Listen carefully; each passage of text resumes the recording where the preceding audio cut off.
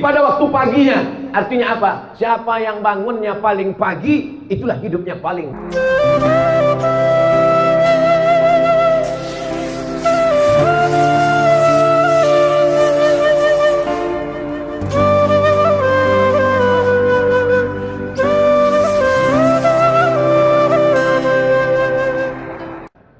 Khairul umur, sebaik-baik manusia, sehebat-hebat manusia. Kata doa Nabi, Allahumma barik li ummati fi bukuriha. Berikan berkah pada umatku ini di waktu pagi. Bukur, pagi. Bukratan, pagi. Bukratan wa asila, pagi dan petang. Wa subhanallahi bukratan wa asila, pagi dan petang. Bukrah artinya pagi. Bukrah besok pagi. Bukur pagi. Bukur pada waktu pagi. Berkahi umatku ini pada waktu paginya. Siapa nama anak kau? Bukratan wa asila. Kenapa begitu? Yang satu lahir pagi, satu lahir petang. Ya Allah, berkahi umatku ini pada waktu paginya. Artinya apa? Siapa yang bangunnya paling pagi, itulah hidupnya paling berkah. Sekarang di dunia internasional, di Asia Tenggara ini, Asia Tenggara, Thailand, Singapura, Malaysia, Brunei Darussalam, Indonesia, Filipina, setelah diteliti, ternyata yang paling cepat bangun paginya, itulah yang di seberang Batam, Singapura. Mau Islam, mau tak Islam, asalkan dijalankannya sunnah Nabi Muhammad SAW. Siapa yang paling awal bangun paginya, maka dialah yang paling maju. Singapura itu maju karena mengikuti sunnah Rasulullah SAW. Paling awal bangun pagi, belum lagi azan subuh, udah bangun orang Singapura. Orang kita disatukannya duha sama subuh. Saya dari Dewan Juri Musabaqah Tilawatil Quran, tinggal di hotel di samping pantai. Sholatlah kami ke Masjid Agung. Nama daerah tak usah sebutkan, menjaga kode etik jurnalistik. Sholat subuh dari hotel ke masjid, kiri kanan kedai kopi buka. Hebat, cepat betul kedai kopi ini buka. Belum azan masjid kedai kopi udah buka. Langsung tengok isi kedai kopi, ayah cincai lah. Yang minum kopi orang kita, yang pernah kedai kopi, ketika dia kaya duitnya banyak marah. Kenapa ini? Padahal dia lebih awal bangun. Prinsipnya jangan sampai rezeki dipatok ayam. Orang kita udah dipatok ayam, terkam kucing, diambil tikus, habis. Apa pun tak dapat lagi. Padahal yang punya hadis siapa? Nabi Muhammad SAW. Manusia ini ciptaan Allah. Dunia ini punya Allah. Kalau mau maju ikuti aturan, apa pula aturan setan? Dunia punya Allah. Manusia ciptaan Allah. Mau hidup ikuti aturan setan. Maka kita ini adalah hamba Allah. Apa kitabnya? Al-Quran. Siapa contoh teladannya? Muhammad SAW. Siapa teknisinya? Kalau kita punya TV, kalau kita punya mesin, kalau kita punya barang, kita beli ke pabrik, ada juklaknya, ada katalognya. Apa katalog hidup ini? Quran. Siapa model contohnya? Nabi Muhammad.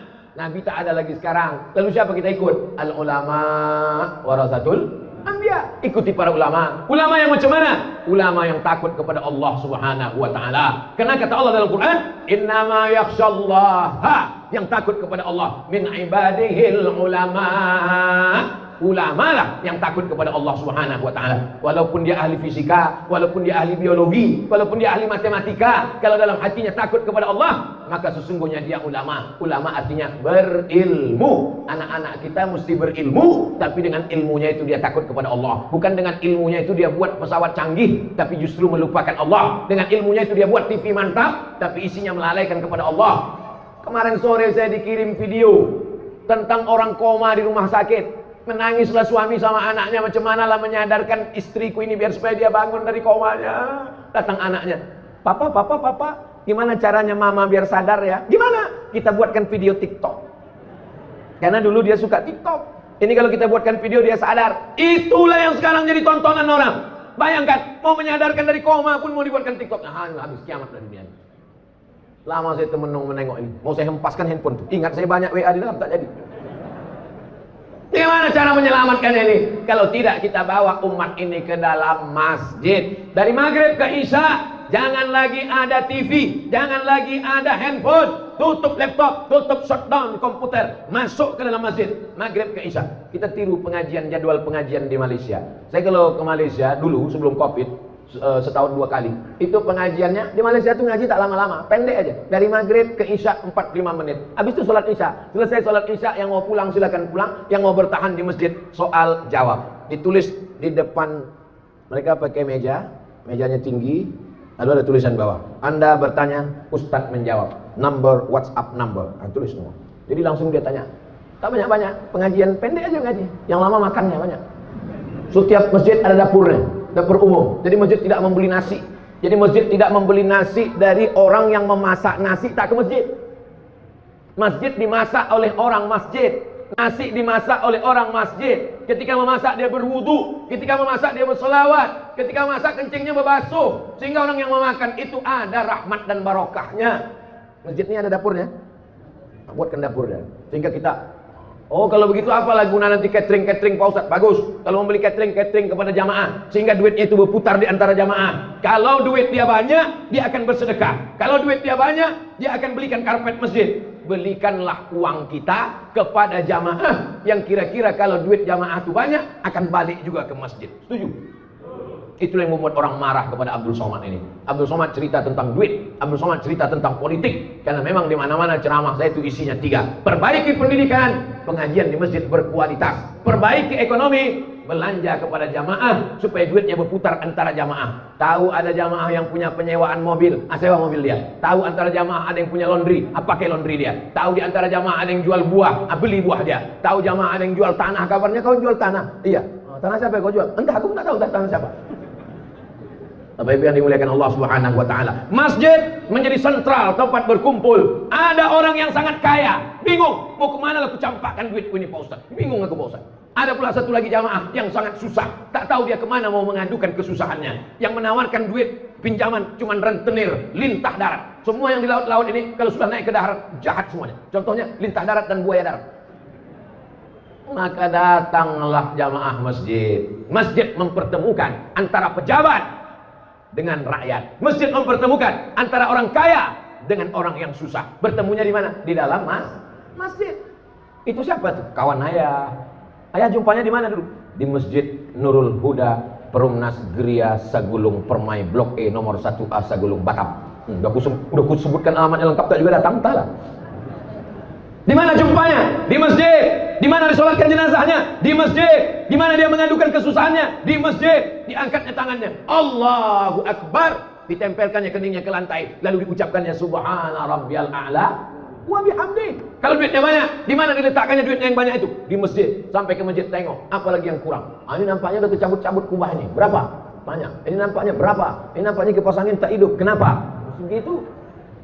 Jangan ketika duit banyak ke mall, pas duit tak ada ke masjid. Orang yang model begini, jenazahnya jangan disolatkan, bawa ke jembatan Barelang. Bapak Ibu yang dimuliakan Allah Subhanahu wa taala. Insyaallah tak ada. Itu maka saya katakan begitu. Insyaallah semua jamaah masjid ini baik-baik semuanya insyaallah. Amin. Jam berapa waktu sholat maghrib di Saya kadang tak percaya sama orang, lebih percaya sama Google. Waktu sholat Batam. Waktu sholat Batam maghrib jam 6.14. Sekarang jam 6 matahari terbit. Pas matahari terbit tak boleh sholat karena waktu tanduk setan. Waktu terbit matahari itu bulat, datang setan bertanduk. Kata setan. Matahari itu bulat gini. Waktu matahari bulat, datang setan menghampiri matahari dengan tanduknya. Jadi kalau ada nanti jumpa, mana tahu calon menantu Bapak. Apa kabar Pak? Kata, sehat setan. Matahari bulat, habis itu keluar tanduknya. Berapa lama? Setinggi tombak. Setelah diukur menurut ilmu astronomi, setinggi tombak itu 12 menit. Jadi jam 6 lewat 14, genapkanlah 15. Sebetulnya 12, tapi karena kita udah lama berkawan, 15 saja lah. Pas jam 6.15 barulah boleh sholat sunat isyraq. Usolli sunnatal isyraq rakaataini lillahi ta'ala. Jadi pengajian subuh itu kapan stopnya? Pengajian maghrib, dari maghrib ke isya 45 menit. Senin malam Selasa, akidah, wujud, qidam, baqa, mukhalafatul awadis, qiyamu binafsihi, wahdaniyah, qudrat, iradat, ilmun, hayat, sama, basar, kalam, tentang Allah, tentang malaikat, tentang azab kubur, tentang akhirat, tentang hisab, tentang Quran. Malam Selasa, tafsir surat Yasin. Kenapa tafsir surat Yasin? Karena mau pindah rumah baca Yasin, mau nikah baca Yasin, tahlilan baca Yasin, mengusir hantu jembalang tanah Yasin. Tapi arti Yasin itu sudah tahu. Yasin, apa arti Yasin? Lakiku. Nama laki dia Muhammad Yasin. Tafsir surat Yasin, tafsir surat-surat pendek, tafsir Wadduha, tafsir Alam Nasrah, tafsir Qul Huwallah. Supaya apa? Supaya waktu sholat paham apa yang dibaca. Tak usah kaji-kaji tafsir tak tentu arah. Ini tafsir, kau ngaji tafsir apa tadi? Tafsir mimpi. Mimpi aja sekarang orang banyak takut. Mimpinya dilaporkan ke polisi sekarang. 3, hadis-hadis pendek, hadis arba'in. Itu yang kita kaji. Streaming itu namanya pengajian matan arba'in. Imam Nawawi namanya. Akidah udah, tafsir udah, hadis udah. Apalagi fikih, belajar tentang halal, haram, makruh, mubah, syarat, rukun, wajib, sunat, sunat muakkad. Nanti sekali-sekali 6 bulan sekali baru datang Abdul Somad tabligh akbar, pengajian umum, tapi mesti ada pengajian khusus. Jangan anggap pengajian umum ini dianggap ilmu. Belum, ini bukan ilmu, ini hanya membangkitkan semangat. Pengajian khusus mesti ada. Undang imam tadi ke rumah. Pak Imam, ada yang mau kubicarakan 4 mata ini Pak Imam. Kata Pak Imam, jangan kan 4, 3 pun bisa. Apa mau kau kata? Apa bilang kan? Aku malu Pak Imam. Apa malu Bapak? Anakku yang SD itu sudah hafal 1 juz. 1 juz itu dia. Terus apa masalahnya? Setiap dia pulang sekolah, dia mau ngulangkan hafalannya. Terus aku belum bisa ikro. Jadi selama ini gimana Pak? Selama ini aku pura-pura nganggu aja lah. Jadi aku mau belajar baca Quran sama Pak Imam. Tapi syaratnya kita berdua aja Pak Ustadz. Istriku sama anakku jangan tahu. Oke, belajar tahsin sama Pak Imam. Dari mulai ikro 1, ikro 2. Ini kalau anaknya nanya, Papa udah berapa? Papa udah 4. 4 juz Pak, jangan kau tanya-tanya. Maksudnya ikro 4. Belajar baca Quran. Tidak ada batasan ilmu dalam Islam. Tidak ada itu S1 22, S2 25, S3 27. Itu aturan barat. Dalam Islam menuntut ilmu minal mahdi ilal lahdi. Sampai liang lahat. Sampai orang mau mati di liang lahat pun ditalqinkan la ilaha illallah. Bahkan sudah mati pun talqin itu ada 2. Ada talqin ketika sakratul maut mau mati, ada talqin ketika sudah dikuburkan. Di Batam orang mati sudah dikubur masih ada baca talqin. Banyak yang tak menengok jenazah nampaknya nih. Nampaknya jenazah di Batam main lanjutkan aja. Masih dikubur kan? Dikubur. Setelah dikubur itu dibacakan talqin. Hai fulan bin fulan, kalau datang malaikat maut bertanya kepada engkau, man rabbuka, katakan Allah, man nabiyuka, katakan Nabi Muhammad SAW, ma imamuka, katakan Al-Quran, ma kitabuka, katakan Al-Quran. Siapa saudaramu? Katakan saudaraku orang-orang beriman. Kenapa lagi disampaikan itu padahal dia sudah mati meninggal dunia? Begitulah maknanya 2 talqin itu. Pertama mendoakan dia, yang kedua ini jamaah hatinya sedang lembut karena tetangganya baru meninggal. Ini jamaah hatinya sedang lunak karena ayahnya baru mati, karena emaknya baru wafat. Mumpung hatinya sedang lembut, diceramahilah sama ustaz. Jangan mengubur orang macam mengubur kucing. Gali tanah kubur dah. Tak didoakan sudah putus. Tak didoakan Pak, sudah putus. Kalaulah putus amal orang hidup kepada orang mati, ngapain ada sholat jenazah? Betul? Nanti kalau ada orang mengatakan, jangan doakan, udah putus. Nanti kalau dia mati, tak usah sholatkan. Ditanya sama anaknya, enggak kita sholatkan, udah putus. Sedikit putus, sedikit putus. Itulah tausiah kita pada subuh ini. Sebelum jam 6.15 kita jawab pertanyaan-pertanyaan berikut. Assalamualaikum warahmatullahi wabarakatuh. Waalaikumsalam. Di akhir zaman umat Islam akan terpecah menjadi 73 golongan. Yang akan masuk surga hanya 1 golongan. Golongan mana tuh Pak Ustadz? Golongan saya lah. Apakah kita berada di sini termasuk golongan itu Pak Ustadz? Udahlah kau bangun subuh, mandi kedinginan, jalan kaki ke Masjid Nurul Huda, pengajian, sholat subuh berjamaah, ragu pula masuk surga. Ada orang yang tak mandi wajib, tidak bersedekah, tidak sholat, yakin masuk surga. Kau udahlah mandi, bersunat, sholat, puasa, ragu pula masuk surga. Jadi sebetulnya apa yang membuat umat Islam ini ragu masuk surga? Man qala la ilaha illallah Muhammadur Rasulullah dakhalal jannah. Siapa yang mengatakan la ilaha illallah Muhammadur Rasulullah pasti masuk surga. Yakin apa tak yakin? Percaya atau tak percaya? Sataftariqu ummati ala iftaraqatil yahud ala 71 firqah. Yahudi terpecah 71 golongan. Iftaraqatin nasara ala 72 firqah. Nasrani terpecah 72 golongan. Iftaraqat ummati ala 73 firqah. Umatku terpecah 73 golongan.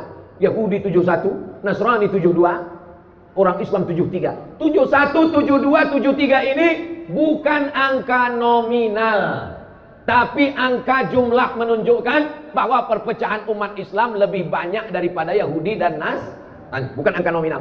Setelah dihitung-hitung ternyata Yahudi lebih dari 71, ternyata Nasrani lebih dari 72, ternyata umat Islam lebih dari 73. Adin, bang, abang sayang tak sama adik? Sayanglah Adinda. Siap abang nunggu adik semester 7, 1000 tahun kan ku nanti. 1000 tahun itu angka nominal atau makna kiasan? Kiasan. Ada pula ada orang Batam umur 1000 tahun, 40 aja bengek.